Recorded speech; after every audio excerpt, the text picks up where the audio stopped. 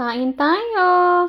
Nakabili ako ng mga sale kahapon sa convenience store. Siyempre, nag-abang ako ng mga sale. Kapag kasi 8 p.m., start ng 8 p.m., nagsisimula na sila magtatak ng mga 50% off, 40% off, ganon. Kasi, syempre, hindi na nila yun dapat paabutin pa ng kinabukasan. Kasi sira na yun, wala nang bibili. Kaya, instead na masaya, ang ginagawa nila, binibenta nila sa murang halaga.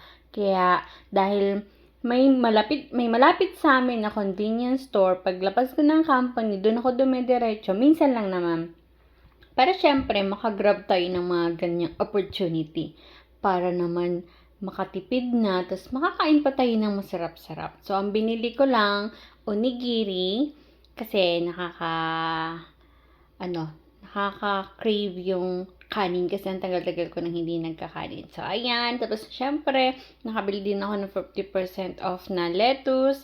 And then, may grapes din na worth 200 lang. Pero, ang dami-dami na. Kaya, ayan. Enjoy yung ating pagkain ng masarap at murang pagkain. Hindi talaga nakakapanghinayang kumain kapag mura. Charing lang. Kahit medyo malapit na siyang masira. Hindi pa naman. Siguro mga 2 days pa pwede pang patagalin ng 2 days sa ref. Tapos, kapag umagi na, saka mo lang kainin. Ang sarap-sarap talaga. Nakakatuwa talaga dito mabuhay. Kaya tutuusin naman talaga.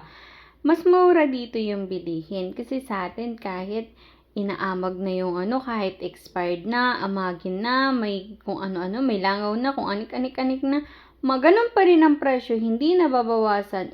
Dito, kapag dumampas lang ng ilang oras, alas 7 na, ganon, nagbababa na talaga sila. At talagang consistent sila sa ganon.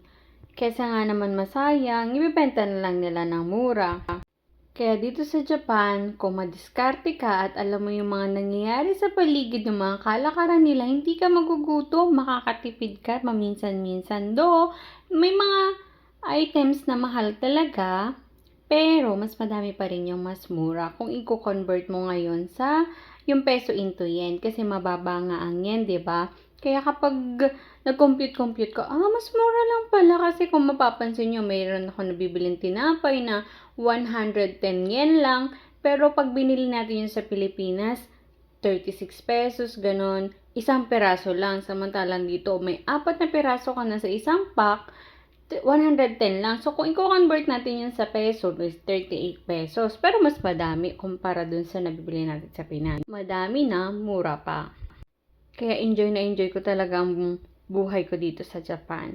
Kung tatanungin ako kung gusto ko magstay sa Japan for good, mahirap kasi malayo sa pamilya, pero for me, it's a big yes.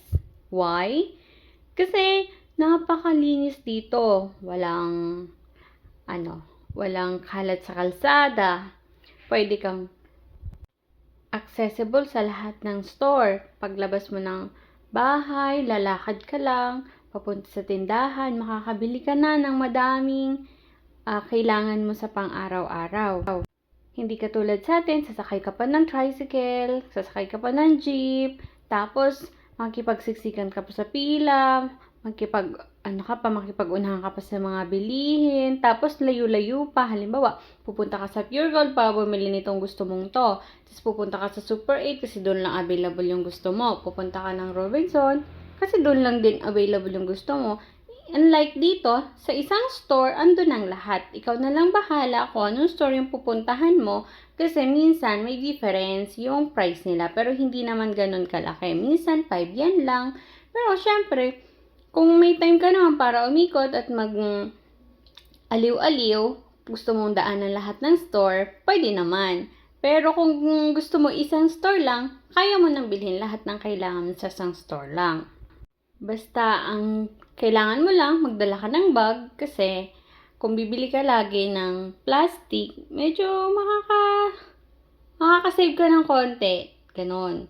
Tapos, syempre, katulad namin, wala kaming bike dito kasi ang lapit-lapit nga lang ng aming pupuntahan, kaya hindi na kami nagbike. At saka, para safety na din. Kasi dito, madami pang asikasuhin. Bike lang, kailangan mo parehistro, ganun.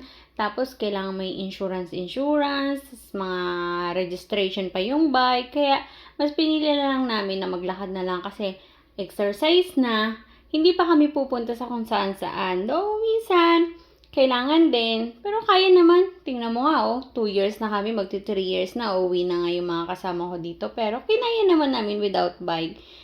Pero yung dalawa namin kasama dito na lalaki, meron silang bicycle. Kaya saan sila nakakagala? Ang saya nga. Pero sila yung lagi namin tawag kapag meron kaming mabigat na nabili. Kasi syempre, instead na maglakad kami na may baktot, kilik, kung ano-ano, may sunong, mas inano namin na sila na lang yung aming tawagin at makiride sa aming 4 wheels. 4 wheels kasi dalawang bicycle, dalawang lalaki sila eh. Pero kung isang bike lang, ay di 2 wheels lang.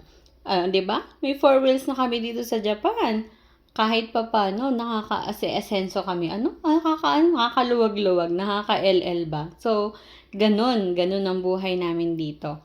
Kapag alam namin na may bibilhin kaming mabigat, so isinasama namin sila, inaaya namin sila kaya kapag medyo malayo din. Pwede naman na madami kaming dalang bag at madami kaming pupunta sa store para sama-sama kaming nahihirapan. Isang tumpok lagi kami sa daan para kala mo naman kami yung may-ari ng kalsada kasi pag naglalakad kami sa kalsada, talaga namang instead na nakapila, ay may inoccupy na lahat ng buong kalsada kaya halatang ibang lahi kasi wala naman din kami makikita dito na iba na naglalakad. So, yun lang. Share ko lang. I hope you enjoy my video.